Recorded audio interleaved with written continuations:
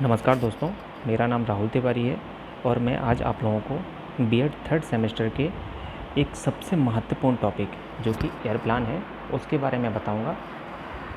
चूँकि BEd third semester में आप जब इंटर्नशिप करने जाते हैं तो इंटर्नशिप करने के सबसे पहले शुरुआत में ही आपको आपका जो सब्जेक्ट होता है जिसको आप पढ़ाना चाहते हैं या पढ़ाने वाले होते हैं तो उसका पूरा करिकुलम और उसका सिलेबस आपको दे दिया जाता है कि आपको क्या पढ़ाना है और कैसे पढ़ाना है। तो जब आपको आपके हाथ में सिलेबस और करिकुलम आ जाता है तो आप पूरे के पूरे साल का, चूँकि इंटर्नशिप में तो आपको पूरे साल पढ़ाना नहीं है, तो आपको जो मेन यूनिट आपको पढ़ानी है वहाँ पे, तो उस यूनिट का आप एक ईयर प्लान बनाते हैं। लेकिन जो ईयर प्लान आप अभी बनाना सीख लेंगे तो जब आप स्कूल में पढ़ाना शुरू करेंगे या पढ़ाने जाएंगे तब आपको ये पूरा का पूरा ज़्यादा काम आएगा। इसलिए बीएड में आपको पहले ही से सिखा दिया जाता है इंटर्नशिप के टाइम पे कि ईयर प्लान बनाते कैसे हैं। तो चलिए बात करते हैं कि ईयर प्लान होता क्या है। देखते हैं।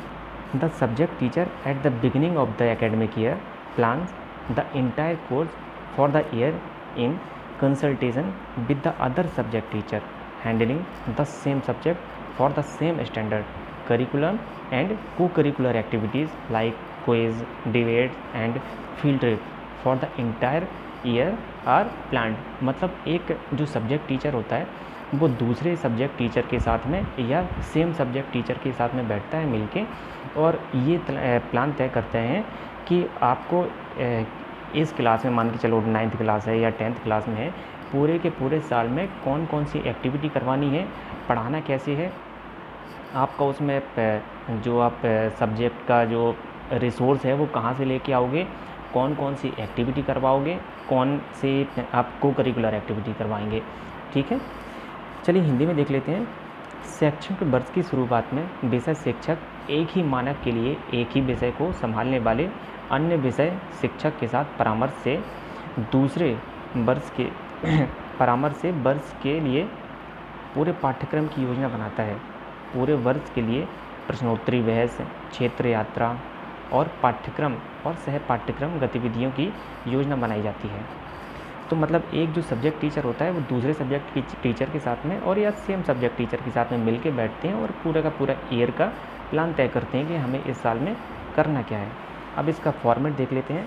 सबसे पहले आपको स्कूल डालना होता है कि आप कौन से स्कूल में पढ़ा रहे हो। इसके बाद आपको देखना है कि ईयर प्लान आप कौन से ईयर का बना रहे हो, 2020-21 का या आपने 19-20 का बनाया है। जिस एकेडमिक ईयर का आप प्लान बना रहे हो वो आपको एकेडमिक ईयर डालना है।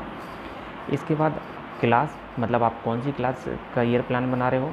इसके बाद सब्जेक्ट मतलब आप सोशल साइंस का बना रहे हो या साइंस का बना रहे हो या हिंदी का या इंग्लिश का, जो भी सब्जेक्ट का आप बना रहे हो ईयर प्लान, तो वो आपको डालना होता है। इसके बाद मंथ, मतलब आप किस मंथ में ये प्लान तैयार कर रहे हो। इसके बाद डेट, आपने कब ये तैयार किया, उस तारीख का नाम। इसके बाद है नेम ऑफ सब्जेक्ट टीचर, मतलब आप अपना खुद का नाम उस ईयर प्लानर में सबसे पहले मतलब रखेंगे कि आप ईयर प्लान तैयार कर रहे हैं। इसके बाद देखते हैं